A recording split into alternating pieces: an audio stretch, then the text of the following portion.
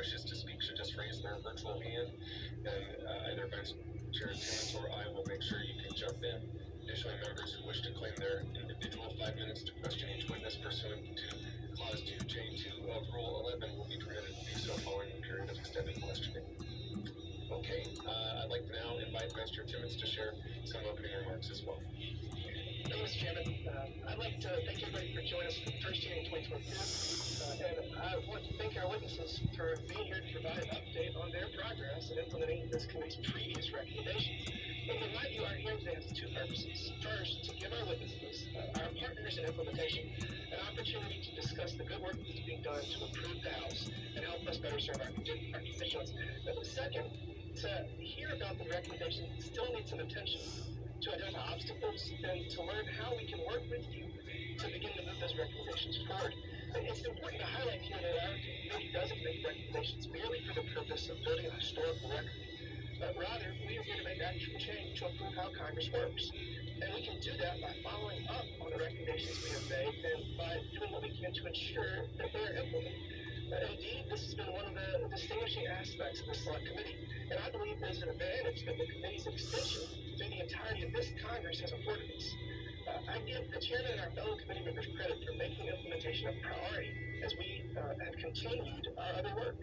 I also want to say that while we've seen some implementation success thus far, that does not mean it's time to rest. The committee is authorized for one more year, and we intend to run through the finish line. There's much left to do to make Congress work better for the American people. In that vein, we have been discussing what the committee's agenda for this year, our final year, will look like. And I'm also looking forward to learning today if our witnesses have any ideas for other recommendations and topics that we might consider as the committee moves forward. Thank you, Mr. Chairman, and I yield back. William Timmons, Republican from South Carolina. Yes, Vice Chair Timmons. I'm pleased to welcome our witnesses who are here to provide status updates on the Select Committee's recommendations. Before introducing our witnesses, I just want to quickly acknowledge that Brett Blanton, the architect of the Capitol, was unable to join us after some last-minute committee scheduling hurdles. We tried to move this committee meeting up as a consequence of those. You all have the written testimony that he submitted, and that will be part of the record for this hearing as well. Witnesses are reminded that your written statements will be made part of the record. Our first witness is Cheryl Johnson. Ms. Johnson is the clerk of the House, a role she's held since 2019.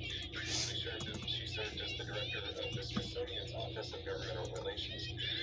Ms. Johnson has had a long career at Capitol Hill, having served in numerous offices for nearly 20 years, including as Chief Education and Investigative Counsel for the House Committee on Education and the Workforce, and as Director and Counsel for the Committee on House Administrations and Subcommittee on Libraries and Memorials. She holds a Bachelor's of Arts degree in Journalism and Mass Communication from the University of Iowa, and a Juris Doctorate from Howard University. Ms. Johnson, you are now recognized for 5 minutes. Thank you. Good morning, Chair Kilmer, Vice Chair Timmons, and members of the committee. Thank you for inviting me to testify.